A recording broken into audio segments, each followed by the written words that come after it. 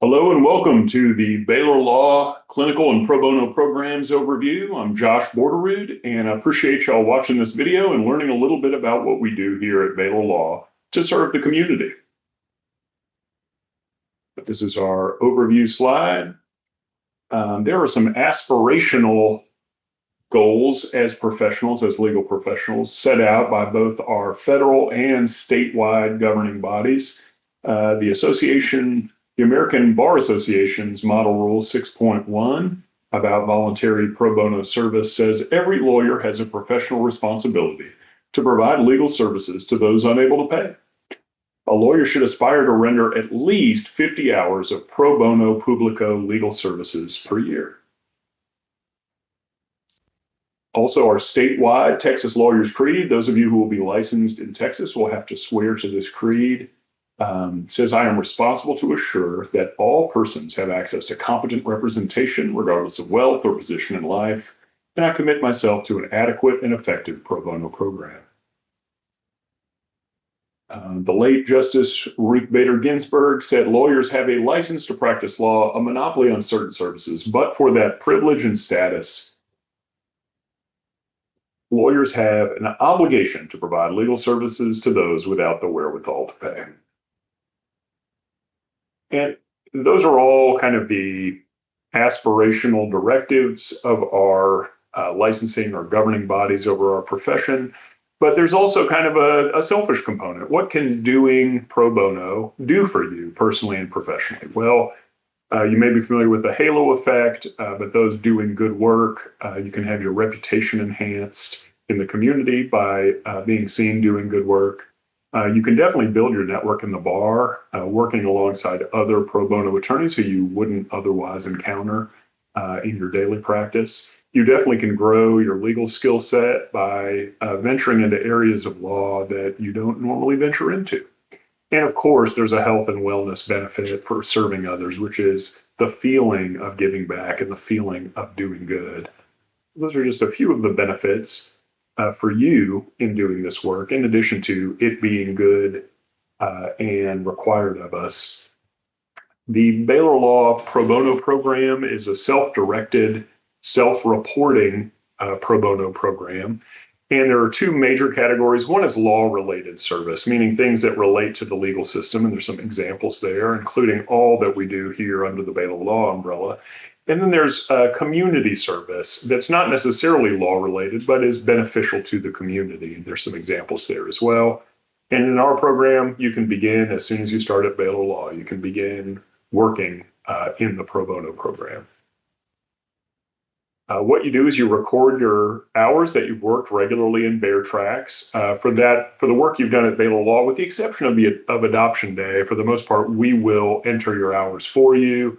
I think Family Law Clinic, Entrepreneurship Clinic, you may have to enter your hours yourself, but otherwise, the default for Baylor Law work is that you'll have it entered for you, especially when you're working with me or programs I direct.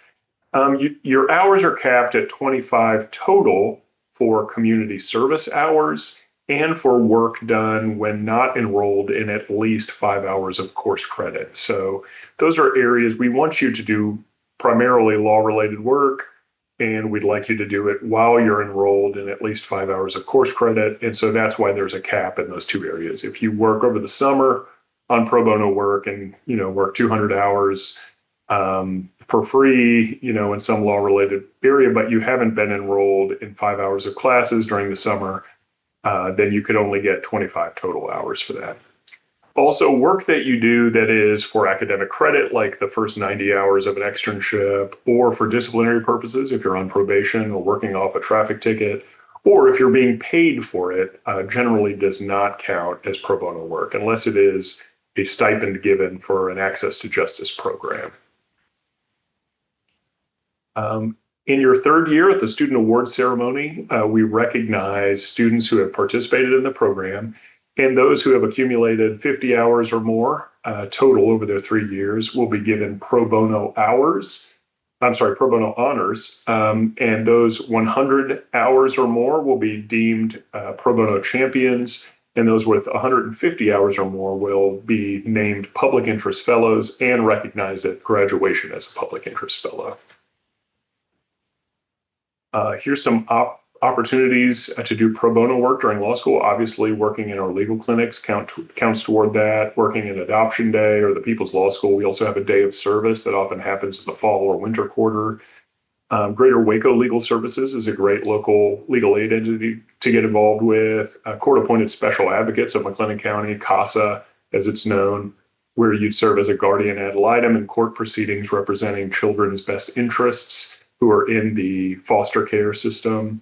The Family Abuse Center has had a lot of students over the years volunteer there. And then the Texas Access to Justice Commission, which is a statewide entity, hosts a pro bono spring break, and you'd apply for that in November, December timeframe, and then that would be the second week in March when you're on your spring break, or the pro bono summer internships, both of which include stipend and at times hotels as well for the spring break. This is an example of a really exceptional student, Taisha Kimbrough, who won the statewide Texas Law Student Pro Bono Award. I worked with her in a lot of different areas. She participated in the spring break program. She's from San Antonio, and she worked at an immigration legal services center there. She helped out with the local Ends of Court chapter with a Fort Hood Veterans Treatment Court educational program. She helped out at the legal advice clinics for the Veterans Clinic here at Baylor Law. She drafted wills for veterans and first responders with our estate planning clinic, and she represented children in juvenile detention hearings through our trial advocacy clinic. Here are the current clinics, Veterans Clinic, Trial Advocacy Clinic, and Estate Planning Clinic. Those are the ones that I manage personally. Entrepreneurship Clinic, we have a new adjunct faculty supervisor, Tara Smith.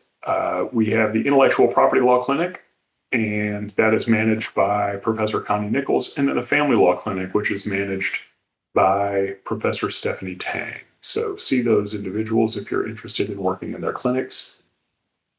The Veterans Clinic was founded by Professor Bridget Fusilier, who is the spouse of a veteran and the daughter of a veteran. And she is passionate about serving veterans and helped bring me here to this job. We've served over 2,500 veterans since 2012. We're funded in part by the Texas Access to Justice Foundation, and we serve low-income veterans and their spouses through 10 monthly legal advice clinics, as well as a pro bono service, finding individuals, lawyers in the community to help them if they meet our income qualifications.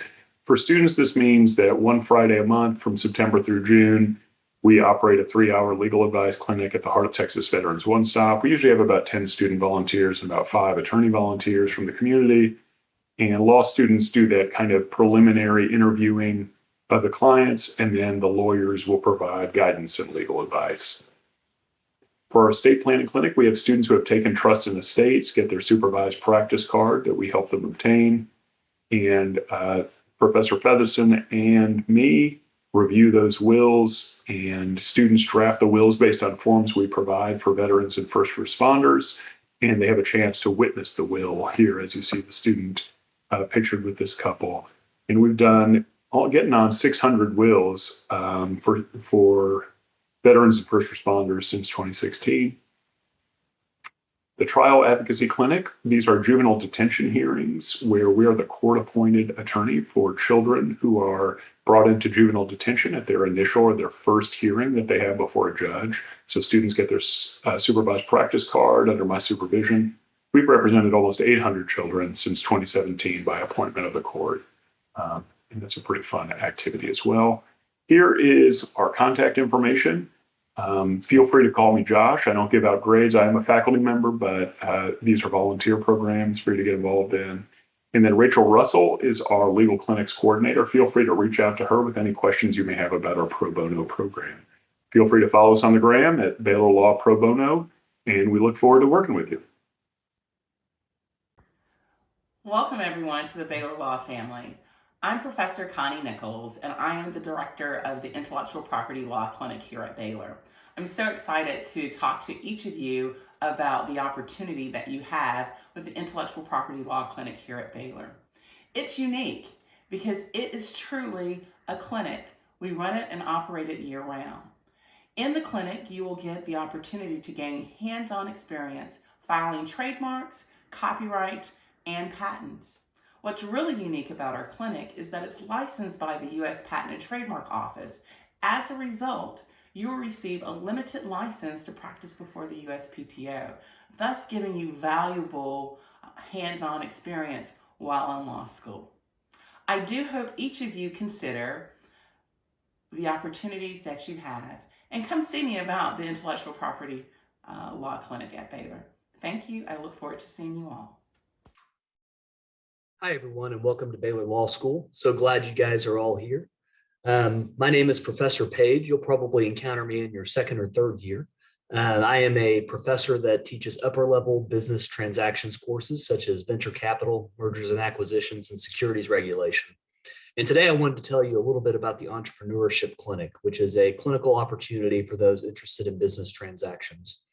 The Entrepreneurship Clinic works with local businesses in the area primarily with respect to business formation and general corporate matters. And we help advise these clients on how to best start their businesses correctly to avoid issues that can arise with formation if they don't pursue an appropriate path at the beginning of that company's life cycle. So students often advise clients and certainly prepare the legal documents necessary for formation of a business. It covers both for-profit businesses and sometimes nonprofit businesses as well. So you get pretty general exposure to formation matters in this clinic and sometimes additional other matter types on a discretionary basis. In terms of credit, students can obtain 1 hour of course credit for participating in the clinic. The requirements of that are to attend a 90-minute onboarding session that I teach to help you understand what we do in the clinic and how we do certain things and the process associated with that. And then as well as completing 45 hours worth of work in the clinic across quarters. So through one or more quarters, you can accumulate those 45 hours.